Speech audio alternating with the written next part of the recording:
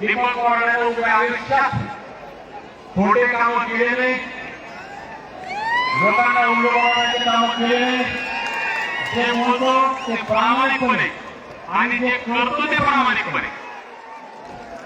बांधवांनो, हे जे आंदोलन उभं राहिलं, हे जे माझ्यासोबत लोक दिसतात तुम्हाला खाली लय मोठे, एकाही माणसाला माहित नव्हतं मी काय करणार आहे. ऐकून घ्या, जबाबदारीनं बोलतो, जोरात बोलतो. आता लोक म्हणजे उपोषण करून राहिले, हो हळू बोला. आणि 4 वेळेस डॉक्टर साहेब 4 वेळेस मेडिकल चेकअप करतो, ब्लड टेस्ट, युरिन टेस्ट सगळ्यात 2 टाइम होतात. काय म्हणतात शहरात, अरे पोलीस खात्याच्या घाटीवरती ना शरीराला मजबूत आहे. दीपक कोराडे उपोषणाला बसताना 15 दिवसाचं टार्गेट ठेवलं होतं. किती? 15 दिवस उपोषण केलं. दीपक कोराडे 1 महिना उपोषण करू शकतो. अरे हे आणले हे पाणी डॉक्टर बोलले ते सगळ्यांना विचारून घ्यायचं. ज्याला कोणाला डाऊट असेल ना दीपक कोराडेच्या उपोषणावर, सरकारी डॉक्टरला विचारायचं शरीरात काय काय प्रॉब्लेम आहे. दीपक कोराडे आयुष्यात नाटक नाही केलं.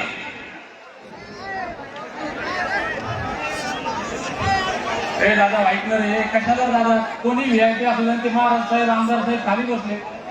ऐका ना, ऐका ना दादा, खाली बसलो मला बोलू द्यायचं इकडे तुम्हाला.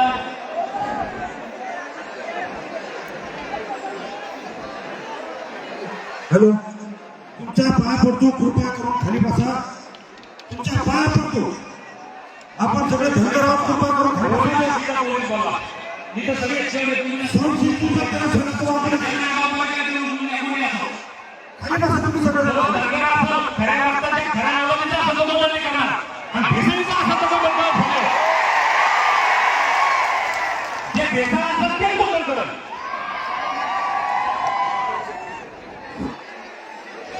भैया दादा बोलले ना खाली बसा. हो भाऊ भाऊ भाऊ भाऊ स्टेज पशी साऊंड सिस्टीम पशी.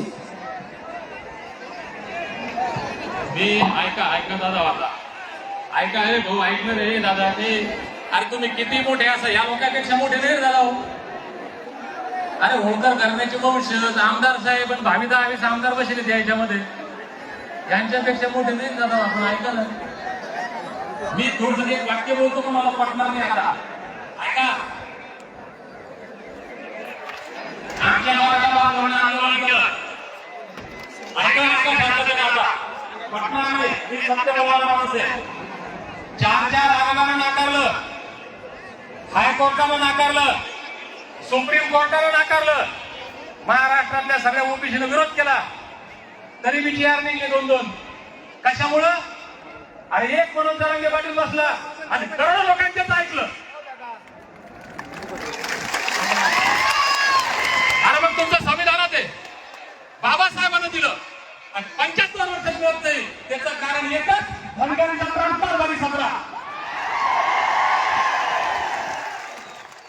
अरे शिकायला आमच्या आजूबाजूला काय चाललं त्याच्या उंबरा नुसतं नाव ठेवायचं. जरांगे पाटील कोण किती सगळं ना 58 मोर्चे काढले मला थांबवला जगात नाही गेले. हजारामध्ये आमदार असतील आधी माझे, शेकडो खासदार असतील, 100 मुख्यमंत्री उपमुख्यमंत्री झाले असतील मराठा समाजाचे. देता आलं आरक्षण, पण 34 वेळा आपण वापस केलं जातो. 34 नापास माणसानं दिलं ना आरक्षण. मग आम्ही तुझं नाव घेण्याअगोदर आम्ही त्याच्याकडून शिकणार आहे की नाही? अरे समाज मुंबईला मी ज्या लोकांना ओळखतो, करोडपती लोक म्हणतो भाऊ फुटपाथवर झोपले हो, रस्त्यावर हातात घेऊन वडापाव खाल्ला त्या लोकांनी. फॉर्च्युनर गाडीमध्ये फिरणारे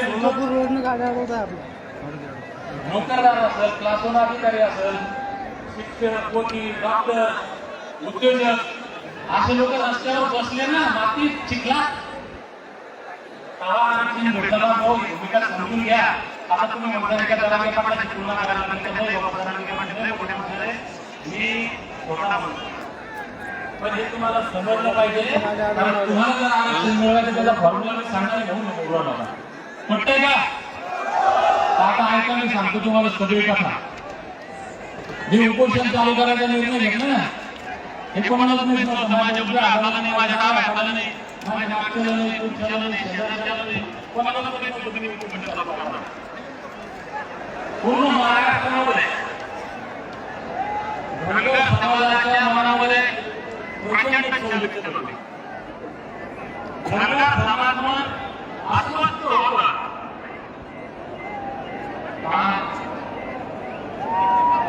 अरे संविधानावर हा देश चालतो, त्याला माझं बोलणं उद्या मग नारायण आहे.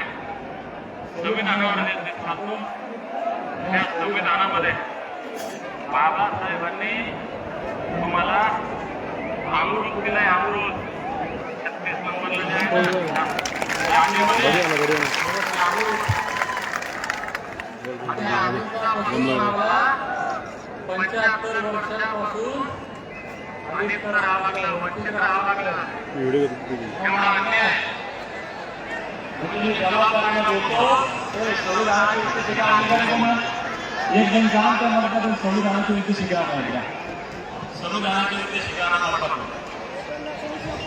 हा देश संविधानावर अजिबात चालत नाही. संविधानाचा बॅनर नाही का मध्ये?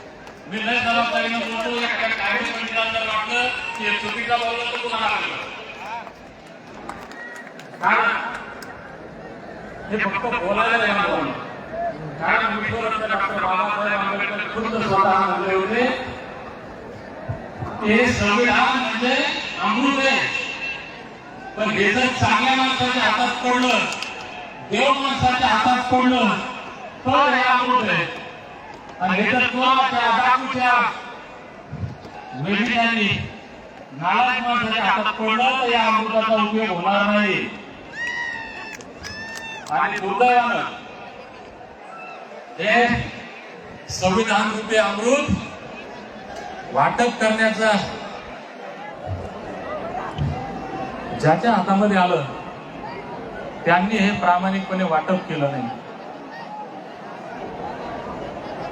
संविधानाची उद्देशिका मी ते आता उद्देशिका हे ऐकणार आहे. दादा हे तुला ऐकायचं रे भाऊ, त्या पाया पडतो रे. अरे मला पहिलेच बोलता येत नाही, मी रक्त असं आतडे बोलून राहिलो, किती वेळ बोलून माहित नाही. ऐक ना, दादा ते ढोलकी मला हे एका भावाला तुम्ही डिस्टर्ब करू आले. मला बोलतात मला 30 मिनिटात माझे मुद्दे मांडायचे आहेत. तुम्ही मला 2 तास उभं करता का? ऐका तुमच्या पाया पडतो. ऐका आता तुम्ही सांगत होतो धनगर जमातीला गेल्या 75 वर्षात इथं बसलेला प्रत्येक माणूस हे सरदार आहे. आपण सगळे मावळे होतो. अनेक लढाया मोर्चे काढले, उपोषण केले. आता इथं मोर्चे तुला मिळतात तर 100 उपोषणामध्ये भरतील. 100 उपोषणामध्ये असलेल्या भेटतात. कमीत कमी 4-5 हजार लोकांवर गुन्हे दाखल झालेले असतील. काय किती रस्ता रोको केले, किती मोर्चे काढले, किती उपोषण केले, मिळतोय का? गोंधळ चाललाय. आणि गेल्या 1 वर्षापूर्वी मी माझ्यासह आणखी 5 बांधव आम्ही पांडुरंगाच्या पुण्यनगरीमध्ये 16 दिवस आंदोलन उपोषण केलं. त्यावेळेस चांगला लढा भराला होता. म्हणून त्यात राजकारण झालं. याच्यात राजकारण सांगितले का 1 घंटा झाले, त्याच्यात वेळ झालं. वरून चालून आंदोलन आणलं, वाढवलं, राज्यभरात त्याची व्याप्ती नेली. दुर्दैवानं जी ताकद समाजाकडून पाहिजे होती ती मिळाली नाही. मग पंढरपूरचं आंदोलन झालं, संभाजीनगरचं एक छोटंसं आंदोलन झालं, मुंबईत आम्ही मंत्रालयावर उड्या मारल्या. 50 लोक बी नव्हते तिथं. गिरगर साहेब तुम्ही होते का 50 लोक? तिथे जर 50,000 थोडा 5,000 लोक असते तर काही दिलेला लोकांना असतात. मी एक वाक्य शिंदेसाहेबांना बोललो होतो, भरपूर बोललो होतो, शेवटचं वाक्य बोललो होतो. म्हणजे साहेब तुम्ही आज जे आता काढायला तुम्ही म्हणलेलं का प्रोजेक्ट किती दिलं होतं आम्हाला, जे आता आपण किती बोलू जी मागणी केली किती दिलं होतं. मी त्याला म्हणलं साहेब खोटं का होत नाही, 2 दिवसामध्ये कोर्टात गुतू द्या, सुप्रीम कोर्टात गुतू द्या, तर तुम्ही काढा तर खरी. म्हणजे एक स्टेप आपण पुढे जाऊ पॉझिटिव्ह होते. तर काय झालं भाऊ आपलं दुर्दैवानं, डॉक्टर साहेब आमची ताकद कमी पडली आणि आदिवासीचे आदिवासी आमदार मंत्री खासदार अगदी पंचायत सदस्यापासून मूर्ती गेलेले दबाव आणला की आम्ही सगळ्यांनी राजीनामे दिले. आता आपला दबावच नाही, बिचारे आपले आमदार खासदार नाही, आपले पुढारी जास्त नाही, जे आहेत बिचारे ते थोडेफार मजबुरीच असते पक्षाची, काही इलाज नाही इकडे.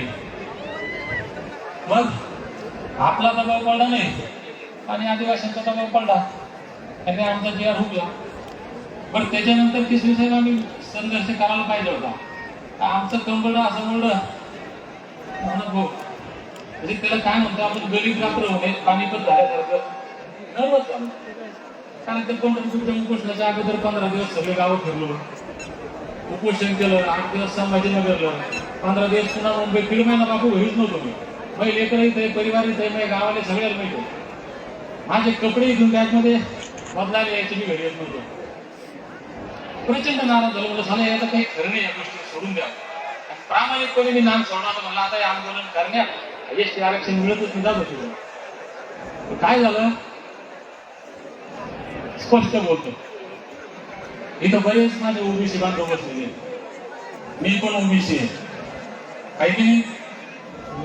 मला बापू बोलतात सरपंच व्हायचं तर काय करावं लागेल, एनटीचं लागेल का ओबीसीचं, मला जिल्हा परिषद सदस्य व्हायचं तर एनटीचं लागेल का ओबीसीचं.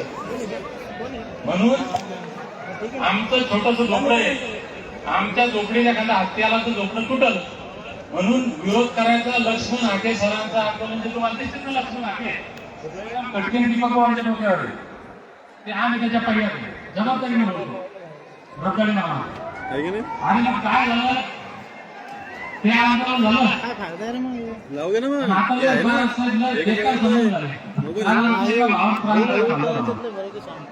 हे आधी टोकाला जाण्याचे लक्ष नाही. आणि त्याच्यामुळं मला लोक फोन करून शिवाय सुरेश बोल निषेध करून मला काढायचं, कारण जी आग मला काढायची ना ती महाराष्ट्राच्या कोणत्याच कोपऱ्यात नाहीये, कोणत्याही बाबतीत. तुम्ही सामाजिक घ्या, जातीय घ्या, राजकारणात घ्या, कारण मराठवाड्यातल्या लोकांनी हे वाईट नाही वाटलं शशिकांत भाऊ.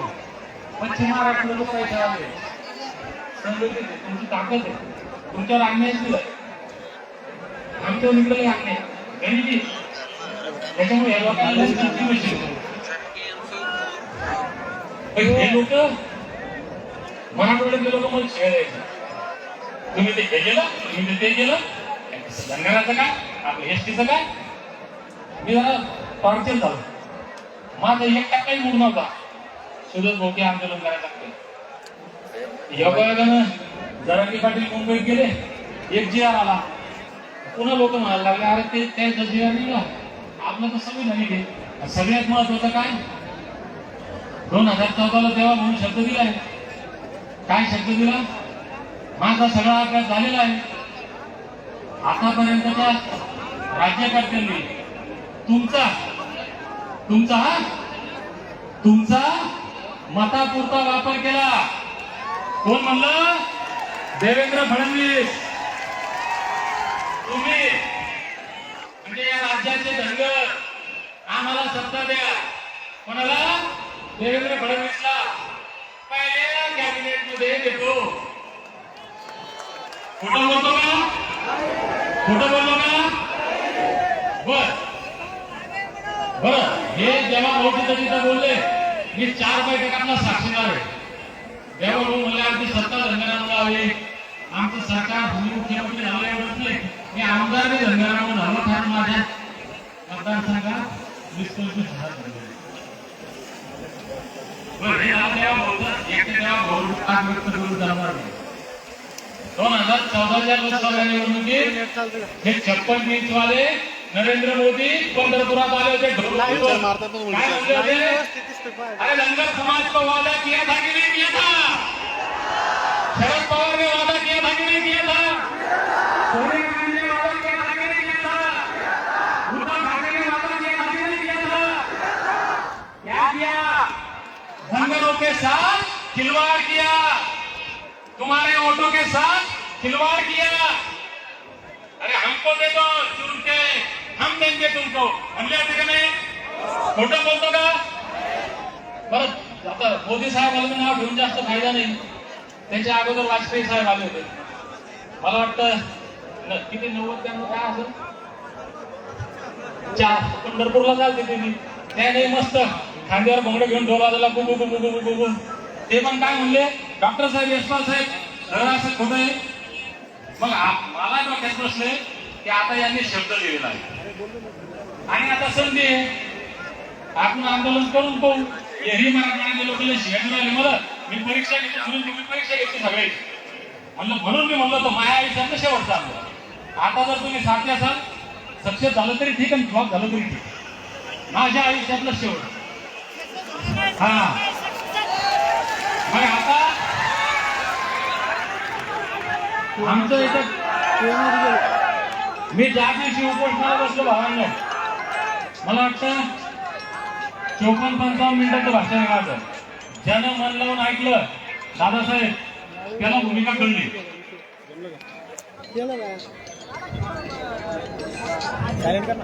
त्या द्रोणाचार्य एक दिवस त्या शिष्याला घेऊन गेले कुठं, धनुष्यबाण शिकवायला.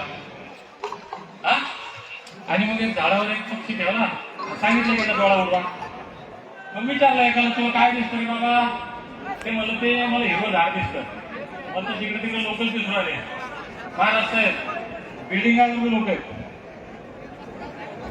त्याला झाड दिसलं, एक म्हणतो मला पक्षी दिसून आला, त्याला हिरवे पाक कोणते. तर अर्जुन काय म्हणला, मला डोळा दिसतो. तसा दीपक बोराडेला मी डोळा दिसतो. मग आता तुम्ही म्हणता दीपक बोराडे अर्जुन आहे, तर द्रोणाचार्य कोण आहे? अरे दीपक बोराडे दीपक बोराडेचे द्रोणाचार्य. दीपक बोराडेच्या मागे पुढे कोण नाही. आणि दीपक बोराडेचा इतिहास आहे. दीपक बोराडे कोणता बापाचा ऐकत नाही,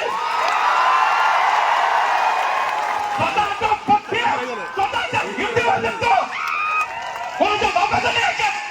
खबरदार कोणी आरोप केले मला ऐकायचं.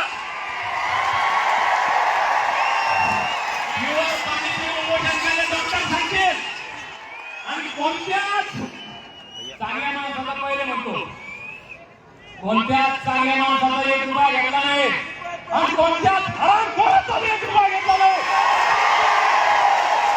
हे मला सवंगडी एक सोबत सवंगडीला वार्निंग दिली.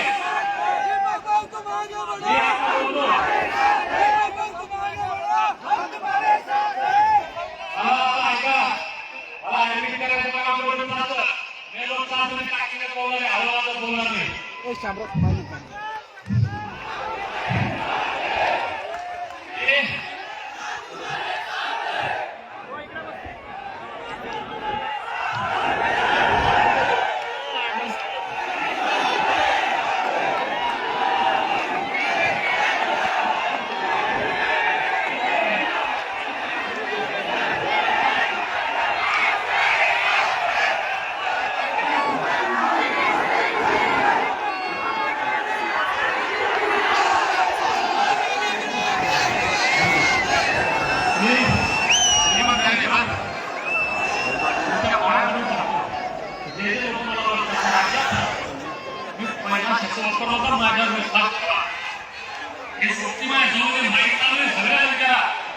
सगळे आमदार, सगळे नेते, सगळ्याचे फोन आले, काय पाहिजे दीपक भाऊ माणूस पाठवा. मी या लोकांना सांगितलं याच्यासाठी 1 रुपया घ्यायचा आणि आपण आता आंदोलन टिकायचं नाही.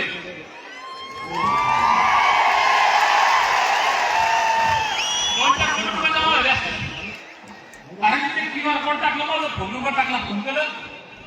काही झाले भेसळीच्या अवलंबी मला म्हणले की पैसे काय म्हणून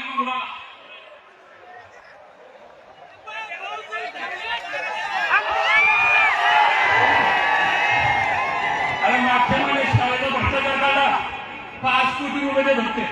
आता 5 कोटी गेले तुम्ही दीपक पवार पोलीस होता, क्लास 1 अधिकारी झाला असता, हजारो कोटी कमवले असते, कमवले असते. आज एक क्लास 1 माणूस आहे, टॅलेंटेड माणूस आहे, सामान्य माणूस नाही दीपक पवार. पैसे कमवले म्हणून नोकरी सोडून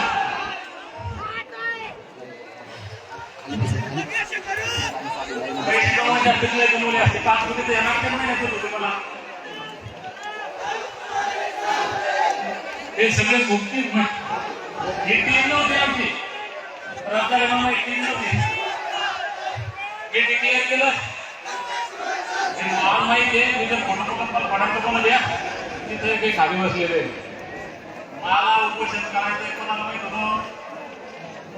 बर 10 तारखेला आमची मीटिंग मला प्रेस बोलवली ते शाळेच्या संदर्भात. आणि ते प्रेसमध्ये माझ्या समोर नाही होतं. मी शाळेत तुम्हाला दिसतो समजा एकदम माझ्या समोर नाही आपल्या एकचे नाव घेतली कारण तुझ्या एखाद्याचं नाव ते म्हणजे आमचं नाव नाही घेतलं. मग मी प्रेस बोलवली होती शाळेच्या विषयात. या सगळ्या लोकांना बोलवलं. मी म्हणजे 5-50 लोक जमा झाले. आपण आता आपल्या आंदोलनाचा किती होता त्या किती होती 10 तारीख होती डॉक्टर साहेब. आणि मी 4 तारखेला किती तारखेला 4 सप्टेंबरला की साहेब मला उपोषण करायचं. एसपी साहेब म्हणजे दीपक आता तर थोडं काय शास्त्र नाही आहे त्या म्हणजे साहेब तुमचं म्हणणं खरं आहे पण एक संधी आहे. 75 वर्षापासून माझ्या जमातीवर अन्याय झाला. या अन्यायाला दूर करण्याची समाजाला न्याय मिळवून देण्याची एक संधी आहे. आता जर आंदोलन झालं तर कदाचित काहीतरी होऊ शकतं. ही हा टाईम ही संधी आंदोलनाची म्हणून ते 4 तारखेला आणि मला तिथून घटावून लावलं की बद्दल तुम्ही विचार करा. 4 तारखेला पळून गेला 10 तारखेला बैठक झाल्यावर या सगळ्याकडे विचार मांडला. त्या सगळ्या लोकांना पटलं कारण माझा मी त्या दिवशी शिकून घेतो माझ्यावर विश्वास ठेवा. या लोकांना पटलं. हे सगळे माझ्याकडून विश्वास आता निवेदन दिलं उपोषण करायचं झाला खेळ सुरू. दीपक पवारांनी आम्हाला विचारलं नाही. अरे बाबा महाराष्ट्रात किती धनगर आहे 3.5 कोटी. एका आईच्या पोटी 4 वेगळे जन्माला आले तर त्याचंही मत पटत नाही. आणि हे महाराष्ट्रात सगळ्या विचारात घेऊ का बरं बाळासाहेब मागच्या वर्षी प्रयोग केला विजू भाऊ 1 मिनिट पंढरपूरला मी काय म्हणलो होतो मी म्हणलो ना दीपक पवार बसला महाराष्ट्रात मी म्हणलो कोणाला बसता येतात तिचा आजारी होतो मी तब्येत ठीक नाही म्हणून मी नाही बसत. पण मी उपोषणाला बसतो आग्रह पांडुरंग ते बसतील ना याच्यात जमली म्हणे ते आंदोलन तू काय कर बाबा शांतता ठेवा काय केलं हा वर नका जाऊ बस बस बस बाजूला माझ्या बाहेर बसून फक्त त्या तारापासून दूर व्हा तारापासून दूर व्हा बसा नका. हे बाबा तुम्ही तारापासून दूर व्हा रे तारापासून दूर व्हा. तर त्या बैठकीत मिळत नाही बसला. समाजच्या 50 वर्ष उपोषण करते शेवटी 6 बसले 6 विद्यार्थी 6 त्यातही थोडंसं कमी जास्त झालं आंदोलन डाऊन झालं झाल्या तर त्यात पॉईंट नव्हता संजीव भाऊ फडणवीस. म्हणून मी यावेळेस कोणालाच मी विचारलं एखादंही मी विचारलं म्हणलं दीपक पवार उपोषणाला बसल आणि जल धनगर जमाती प्रति प्रेम आहे आरक्षण मिळावं ही ज्याची प्रामाणिक भावना आहे बापूसाहेब ज्याच्या मनाविषयी खरंच आग आहे ज्याच्या मनात खरंच आग आहे तो प्रत्येक माणूस महाराष्ट्राचा दीपक पवारांच्या मागे उभा विश्वास होता मला. उपोषण करायचे ऐकू बापूसाहेब ज्याला खरंच नाही म्हणतो ना मी त्या डॉक्टरचे सगळे रिपोर्ट फेसबुकला टाकतो. आता डॉक्टरचे व्हिडिओ मी घेतले आहे ना मीडियावाले आहे ना डॉक्टर मध्ये गेला ऍडमिट करा लय त्रास होतो याचा. पण म्हणलं पर्यायी कारण इतके वर्ष घातले समाजासाठी एक शेवटचं करून पाहा. आता तुम्ही म्हणता येईल शेवटचं आरक्षण देतो का आता शेवटाकडे येतो मी कारण लय झालं नाही. 1-2-3 गोष्टी क्लिअर झाल्या भावांनो. उपोषणाला एकट्या बसण्यामागे काही स्वार्थ नव्हता. आणि दुसरी गोष्ट डॉक्टर साहेब, तुम्हाला अतिशयोक्ती वाटत, दीपक गोडे सारखा दुसरा चेहरा बी नव्हता. काय म्हणलंय मला? अरे ऐका, दुसरं कुठेही बसलं असतं.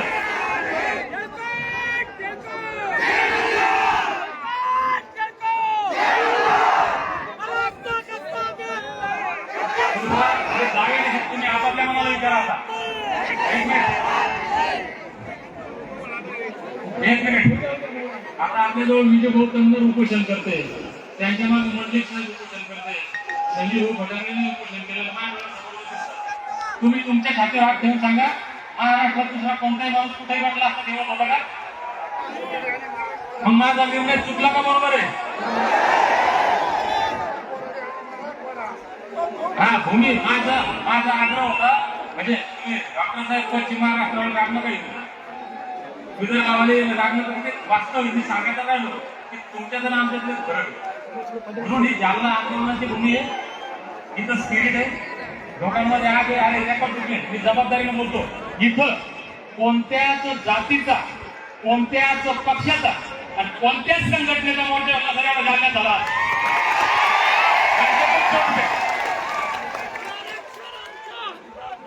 हे कॉन्फिडन्स दीपक पाटील होता, म्हणून मी तो निर्णय घेतला. उपोषण सुरू झालं, त्यातल्या अडचणी आल्या, काळाच्या शोभाने आतापर्यंत अडचणी काय सांगा तुम्हाला. मला वाटतं एखाद्या भारतात मोठी जाऊन नेम नाही, लय अडचणी. पण मी एकच सांगतो भावांनो, मी उपोषणाला बसायचा निर्णय प्रामाणिक होता. उपोषण प्रामाणिकपणे केलं आणि जे करत ते प्रामाणिक करत. मी कोणाचा रुपया घेतला नाही, कोणाच्या सांगण्यावर उपोषणाचा निर्णय घेतला नाही, कारण आयुष्यात कोणाच्या सांगायचं मी काहीच ऐकत नाही. हा माझ्यावर एक आरोप होतो, तिथे दिवशी आहे ते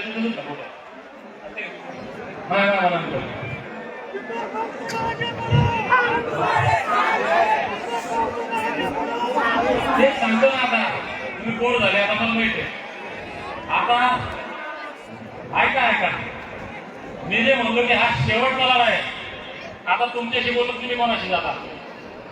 तुम्हाला फक्त एक विनंती करतो की आता तुम्ही माझ्यावर विश्वास दाखवला, शेवटपर्यंत माझ्यावर विश्वास ठेवा. आता पुढे जे बोलतो ते सोपं नाही. देवेंद्र फडणवीस साहेब मीडियावाले बांधव एवढं वाक्य दाखव, बाकी नाही दाखवत चालतं. थोडीशी नाराजी आहे आमच्या मीडियावर, एवढं वाक्य तरी कमीत कमी फडणवीस साहेबांपर्यंत जाऊ द्या. ऐका, आता मला लय लोकांचे फोन आले महाराष्ट्र पुढं काय म्हणले सर, याच्यात चर्चेचं काय, पुढं काय. मी म्हणलं एकच विषय, संविधानात आहे का, संविधानात दंगल आहे का 36 नंबरला? देवा भाऊन म्हणेल आहे का? आता देवा भाऊला आमची विनंती आहे, देवा भाऊन संविधानात आहे, शब्द दिलेला आहे, खरं करा. जी आर काढायचा, काय संशोधन करायचं ते आम्हाला माहित नाही, दिल्लीला पाठवायचं, संसदेत पाठवायचं ते आम्हाला माहित नाही. आमच्या बापानं आम्हाला 36 नंबरला दिलेला आहे. तेव्हा भाऊ तुम्ही मुख्यमंत्री आहे, आता तुम्ही पहिल्या कॅबिनेट देणार होते, आता द्या. कसं द्यायचं ते तुम्ही पहा. यशपाल सर म्हणले लोक आले माझ्याकडं, ते हे शिक्षण किंवा कागद घेऊन या. मंत्री म्हणलं बाबा हो, हे तुमचे 75 वर्षापून केलं, थांबा जरा पण हिशोबान चालन जरा. 75 वर्ष दाखवून टाकतो तुम्ही, फायदा झाला का? एकदा हा प्रयोग करून पहा. मग आता आमचं म्हणणं आहे, देवा भाऊ कसं द्यायचं ते आम्हाला माहित नाही, ते तुम्ही द्या. नसंदे तरी आम्हाला काही राग नाही. माझे उपोषण सोडायचे 2 मार्ग आहे. आता तुम्ही त्याचे बसलेले आहेत, ते तुम्ही ठरवा. मी उपोषण सोडायचं का मारायचं हे तुमच्या हातात आहे. मरायला कुणालाही आवडत नाही. कोणत्या माणसाला आवडतो मरायला? दीपक बोलला सारख्या माणसाला काय वाटा मरावं? पण बलिदानातून एक क्रांती घडते. भगतसिंगला माहित होतं की मी मेल्यानंतर हजारो भगतसिंग तयार झाले पाहिजे म्हणून ते शहीद झाला. झाले शहीद तेव्हा भाऊ तुम्ही देत नसाल तर हरकत नाही, आम्हाला तुमच्यावर राग नाही. मग दुसरं वाक्य बोला देवा भाऊ आता की संविधानात ऐकून घ्या, संविधानात 36 नंबरला दंगल नाही असं देवा भाऊला डिक्लेअर करा. तेव्हा भाऊन असं म्हणावं की मी बारामतीमध्ये आलो, मी धनगर समाजाला खोटं बोललो, मी धनगर समाजाशी खोटं बोललो, मला माफ करा. बाबासाहेब आयुष्यात बरोबर नाही म्हणून म्हणलो मी हा शेवटचा लढा आहे. किती किती लढायचं नाही. आता इथं सर्टिफिकेट घ्यायचं नाही, घेतलं तर नाम सोडून द्यायचं. शाळा शिकायच्या, ढोरं वळायच्या, हमाल्या करायच्या, कामधंदे करायचे, हे धंदे करायचे नाही. कोणाला पटतंय माझं वाक्य? तेच चाललं दरवर्षी. पुन्हा लोक म्हणते इलेक्शन आलं की यायला दिसतं. अरे बाबा, इलेक्शन आल्यावरच तुम्ही जमणारे नाही, नंतर जमत नाही. आणि इलेक्शन आल्यावर राजकारणाला भेव वाटतो तसा वाटत नाही. म्हणून विषय क्लिअर आहे. एकतर त्यांनी सर्टिफिकेट द्यावं, नाहीतर धनगर समाजाची माफी मागावी. खोटं बोललो, विषय संपला. बस. आता ते इतक्या सहज देतील का द्यायचं? तर बापूसाहेब, मुंडक्यावर पाय द्यावा लागतो, मुंडक्यावर.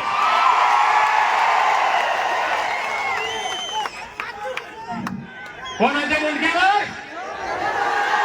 सरकारच्या मुंडक्यावर पाय द्यावा लागतो. देणार का? बरं, आता सांगतो मी तुम्हाला, ऐका. म्हणलंय लोक म्हणले पुन्हा, डॉक्टर साहेब लय तुम्ही बोलले होते नेपाळ फिपाळ. अरे ते नाही बोलायचं, क्रांतिकारक कोणाला म्हणते? अरे ज्यांनी इंग्रज आमच्यावर जुलमी राज्य करवले म्हणून इंग्रजांना गोळ्या घातल्या, त्यांना क्रांतिकारक म्हणतात. आणि जो 75 वर्षाला संविधानिक अधिकार आम्हाला देत नाही, अन्याय आमच्यावर करू राहिले, त्याला गोळी घातल्या, त्यालाही क्रांतिकारक म्हणलं पाहिजे.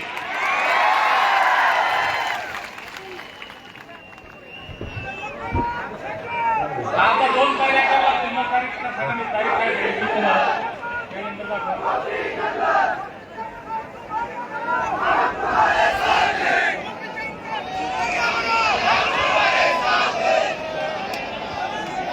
बांधवांनो, ऐका ऐका, सर्टिफिकेट मिळत एकतर ऐका दादा, ऐका भावांनो, एक मिनिट ऐका.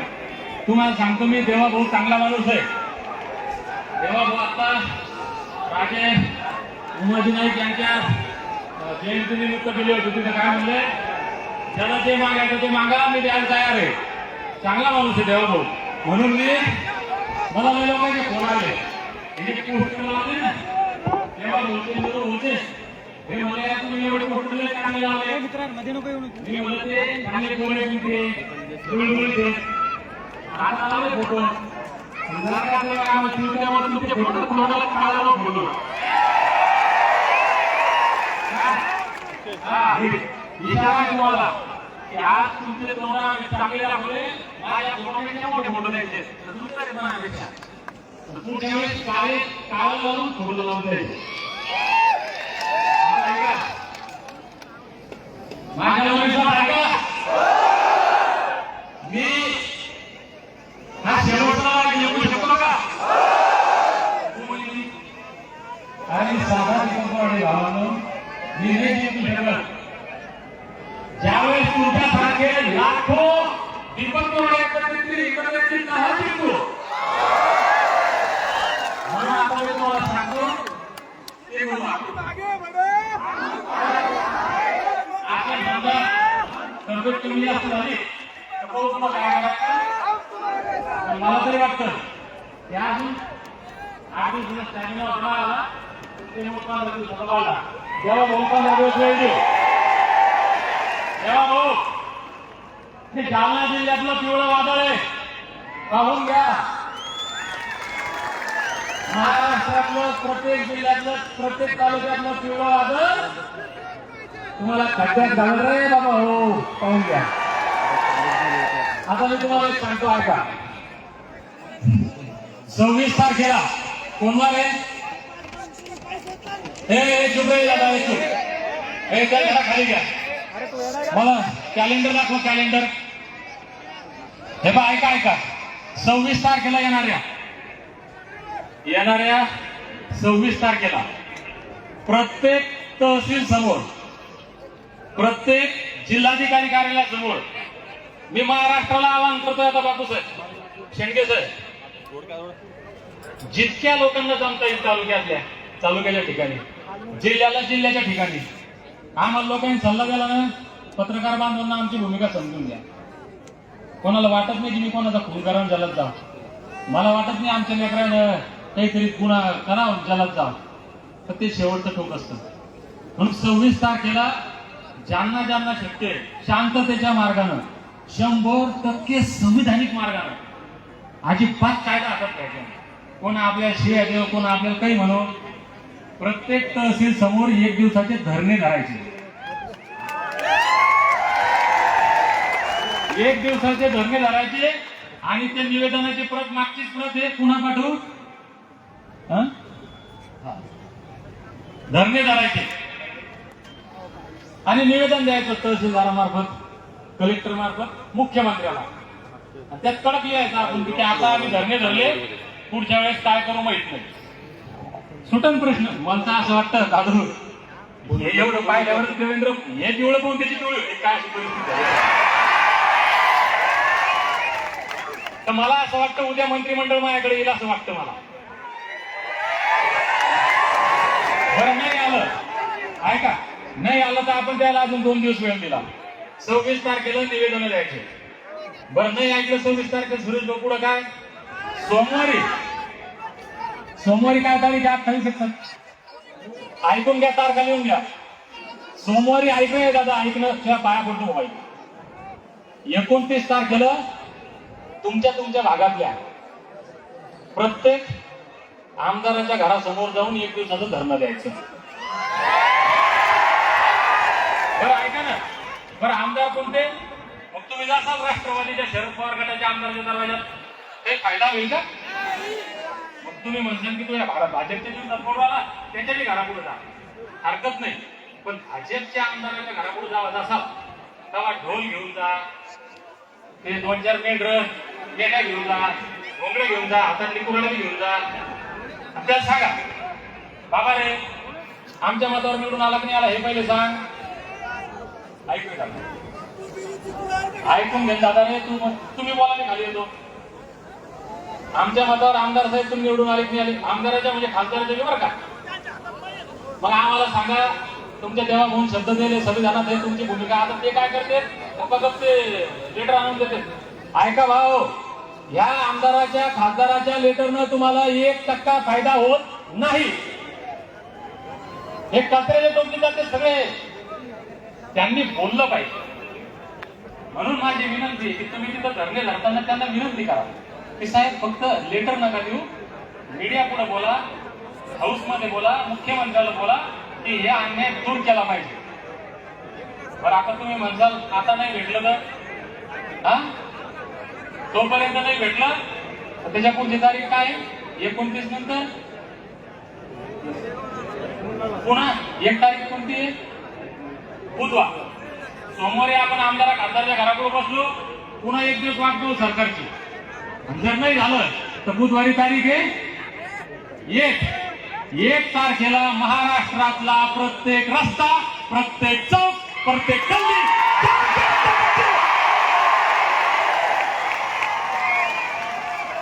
पण संविधानिक मार्गाने. बापू साहेब आता हे इतकं पण बोललो असं समजून चालेल तोपर्यंत मी जिवंत आहे.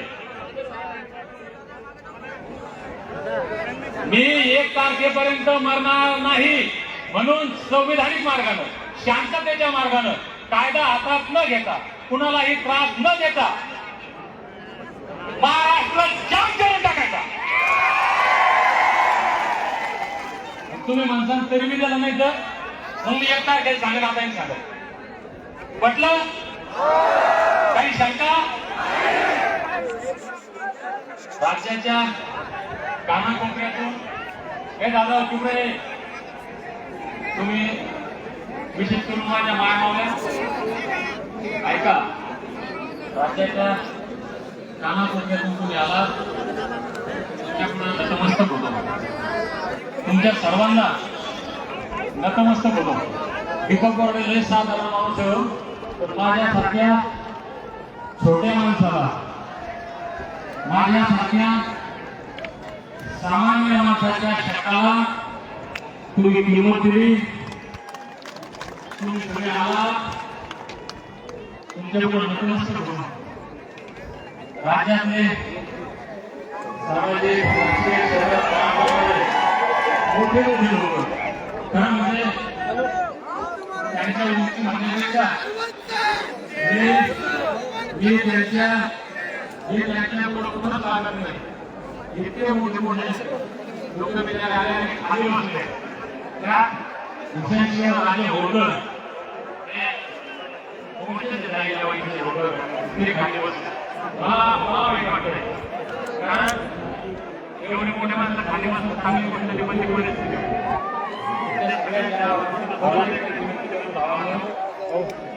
पाणी प्या. सांगतो मला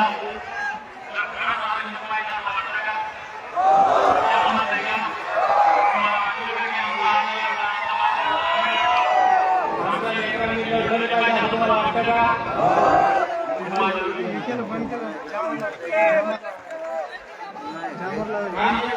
नाही चालू हा शेवटचा मिळाला तरी शेवटचा नाही मिळाला तरी शेवटचा म्हणून सगळ्यांनी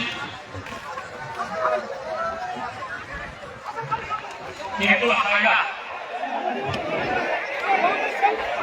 ऐका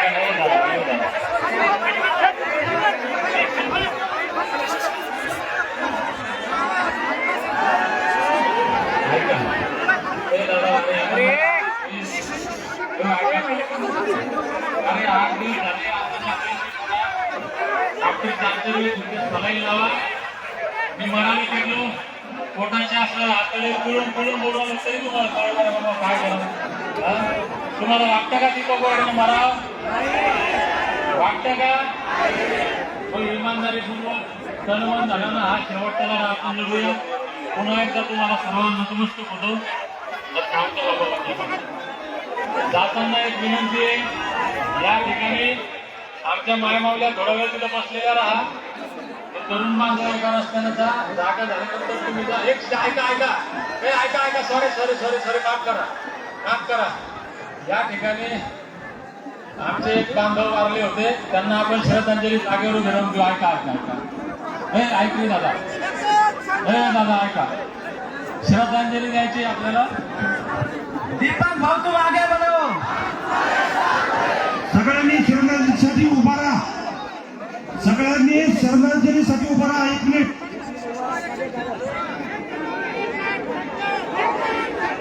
कोणी वाढू नका. श्रद्धांजली व्हायची कोणी वाढू नका. मी श्रद्धांजलीला सुरुवात करतो. हॅलो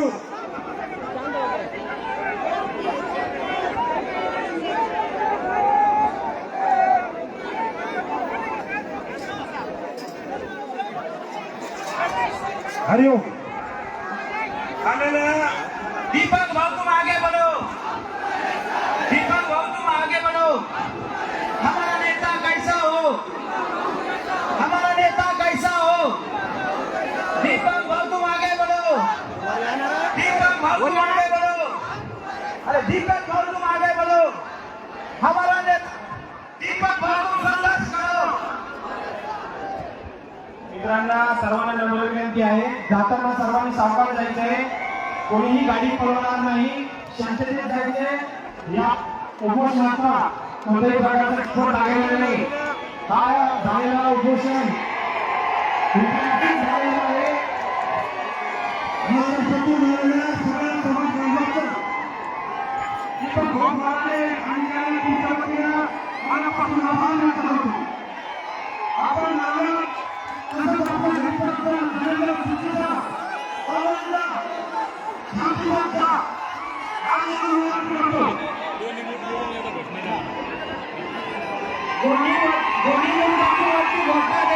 दीपक भाऊ तुम आगे बढ़ो.